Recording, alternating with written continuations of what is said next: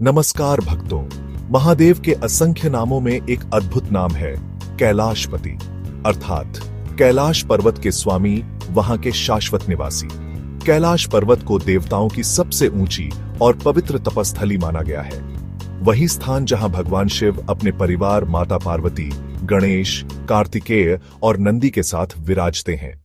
कैलाश पर्वत केवल एक भौतिक पर्वत नहीं है, यह ब्रह्मांडीय ऊर्जा का केंद्र है।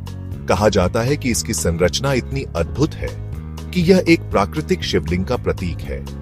हजारों साधु संत यहां तपस्या करते हैं और मानते हैं कि यही स्थान मोक्ष का द्वार है। पुराणों के अनुसार जब भगवान शिव ने समुद्र मंथन के समय हलाहल विष पिया, तो उन्होंने अपने विश्राम और ध्यान का स्थान कैलाश पर्वत को बनाया।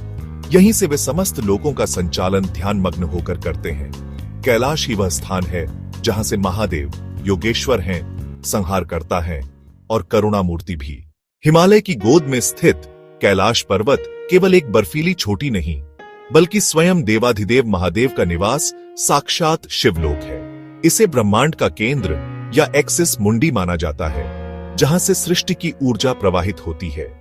पुराणों के अनुसार यह वही पवित्र स्थान है जहां स्वर्ग और पृथ्वी का मिलन होता है, जो इसे एक अद्वितीय ऊर्जा का केंद्र बनाता है। इसकी दिव्य भव्यता और रहस्यमयी आभा युगों युगों से साधकों, ऋषियों और भक्तों को अपनी ओर आकर्षित करती रही है। कैलाश को तीनों लोकों, स्वर्ग, पृथ्वी और पाताल के बीच का एक शक्तिशाली आध्यात्मिक द्वार भी कहा जाता है। यह एक ऐसा सेतु है जो नश्वर संसार को सीधे देवलोक से जोड़ता है। यहां भौतिक जगत की सीमाएं धुंधली हो जाती हैं और आत्मा परमात्मा के सबसे करीब होने का अनुभव करती है। यही कारण है कि सिद्ध पुरुष और देवता भी ज्ञान और मोक्ष की प्राप्ति के लिए इस दिव्य भूमि पर तपस्या करने आते थे। यह चेतना के उच्चतम स्तर तक पहुंचने का एक जीवंत मार्ग है। ऐसी गहरी मान्यता है कि कैलाश की चोटी पर ब्रह्मांड के स्वामी महादेव स्वयं अनंत काल से समाधि में लीन है। उनका यह ध्यान कोई निष्क्रिय अवस्था नहीं, बल्कि एक सक्रिय शक्ति है जो संपूर्ण ब्रह्मांड को संतुलन में रखती है। इसी ध्यान से सृष्टि का सृजन, पालन और संहार नियंत्रित होता है। कैलाश केवल वैराग्य का प्रतीक नहीं, बल्कि एक दिव्य गृहस्थी का भी केंद्र है, जहां भगवान शिव अपनी शक्ति, माता पार्वती और अपने पुत्रों गणेश और कार्तिकेय के साथ निवास करते हैं। इस स्थान का रहस्य केवल आध्यात्मिक ही नहीं, बल्कि वैज्ञानिक भी है। कैलाश पर्वत की संरचना किसी विशाल पिरामिड से मिलती जुलती है, जिसके चार मुख चार दिशाओं की ओर हैं। विज्ञान भी इस क्षेत्र में एक असामान्य चुंबकीय क्षेत्र और रहस्यमयी ऊर्जा तरंगों की उपस्थिति को स्वीकार करता है।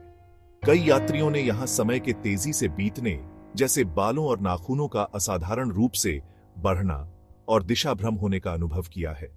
कुछ लोगों को यहां AUM जैसी ब्रह्मांडीय ध्वनि भी सुनाई देती है।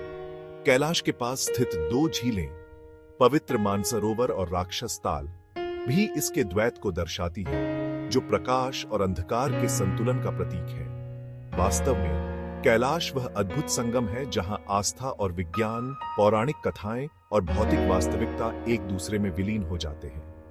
यह वह परम तीर्थ है जहां की परिक्रमा से जन्मों के पाप धुल जाते हैं, क्योंकि यह स्थान भौतिक और आध्यात्मिक लोकों का संगम है, ब्रह्मांड का हृदय, जहां कैलाशपति महादेव विराजते हैं। हर शिव भक्त का सपना होता है कि वह जीवन में एक बार कैलाश मानसरोवर की इस पावन यात्रा पर निकले। यह केवल एक पर्वत नहीं, बल्कि ब्रह्मांड का केंद्र है, पृथ्वी की धुरी, जहां से ऊर्जा का स्रोत फूटता है। यह वो आध्यात्मिक चुंबक है जो सदियों से साधकों और भक्तों को अपनी ओर खींचता रहा है। यह यात्रा केवल तन की नहीं, बल्कि मन और आत्मा की भी परीक्षा है। दुर्गम रास्ते और प्रतिकूल मौसम हर कदम पर आपकी श्रद्धा को परखते हैं।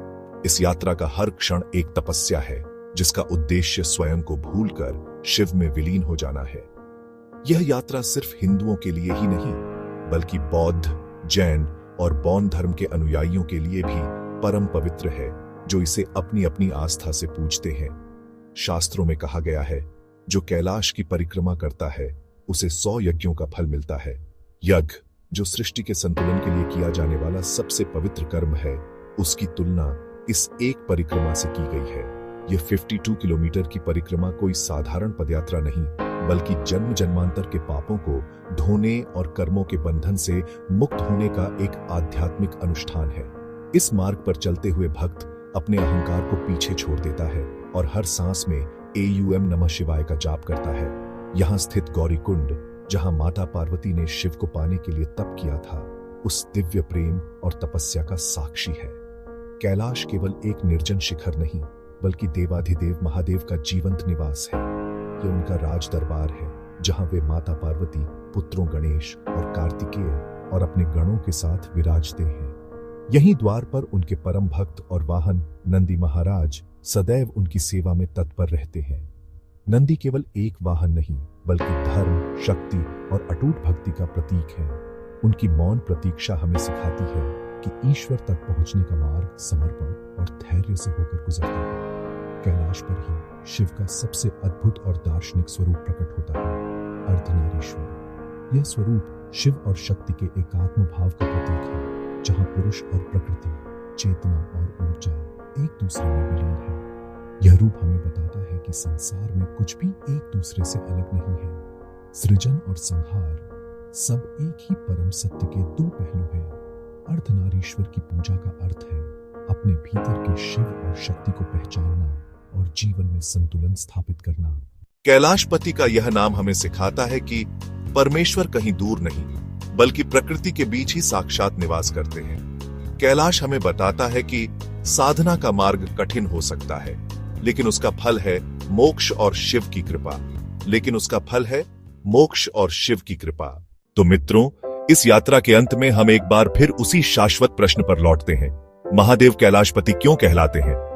अब हम जानते हैं कि यह केवल एक उपाधि नहीं, बल्कि एक गहरा आध्यात्मिक सत्य है।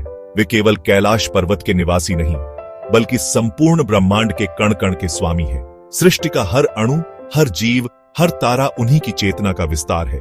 वे आदि हैं, वे अंत हैं, वे ही अनंत हैं। तो फिर उस सर्वव्यापी को एक स्थान की क्या आवश्यकता? इसका उत्तर कैलाश के स्वरूप में ही छिपा है।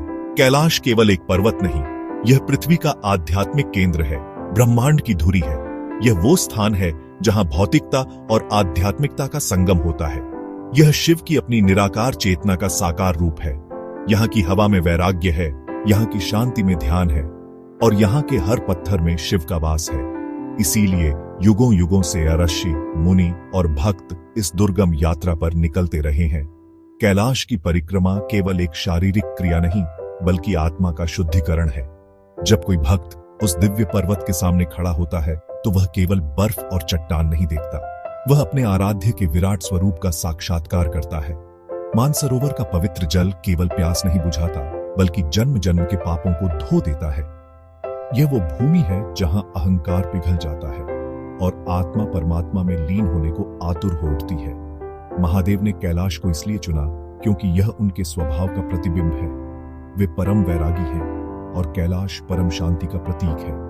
वे महायोगी हैं और कैलाश ध्यान की सर्वोच्च स्थली है। इसी स्थिरता से वे ब्रह्मांड का संतुलन बनाए रखते हैं। यहीं बैठकर वे अपने भक्तों की पुकार सुनते हैं और यहीं से वे सृष्टि के कल्याण के लिए तांडव भी करते हैं। उनका मौन भी ज्ञान है और उनका नृत्य भी सृजन है। वे कैलाश पर विराजमान होकर अपने भक्तों को केवल भौतिक सुख समृद्धि का आशीर्वाद नहीं देते, बल्कि वे उन्हें आत्मज्ञान, वैराग्य और मोक्ष का मार्ग दिखाते हैं। उनकी कृपा से भक्त जीवन के मायाजाल से मुक्त हो जाता है। और सबसे बड़ा सत्य तो यह है कि असली कैलाश हमारे भीतर ही है। जब हम शुद्ध मन से ओम नमः शिवाय का जाप करते हैं, तो हम अपने हृदय में ही कैलाश का निर्माण करते हैं। शिव कहीं दूर नहीं, वे हमारी हर सांस में बसे हैं। तो कैलाशपति का अर्थ है वो जो न केवल उस पर्वत के स्वामी हैं, बल्कि हमारे हृदय रूपी कैलाश के भी स्वामी हैं। उनकी महिमा अनंत है और उनकी कथाएं अपरंपार है। जय श्री महाकाल। हम आशा करते हैं कि महादेव की इस गाथा ने आपके मन को भक्ति और शांति से भर दिया होगा। यदि आपको हमारा यह प्रयास पसंद आया, तो इस ज्ञान की ज्योति को आगे बढ़ाने के लिए वीडियो को लाइक और शेयर अवश्य करें। और ऐसी ही आध्यात्मिक यात्राओं पर हमारे साथ चलने के लिए हमारे चैनल राधा रानी के दास से जुड़े रहिए।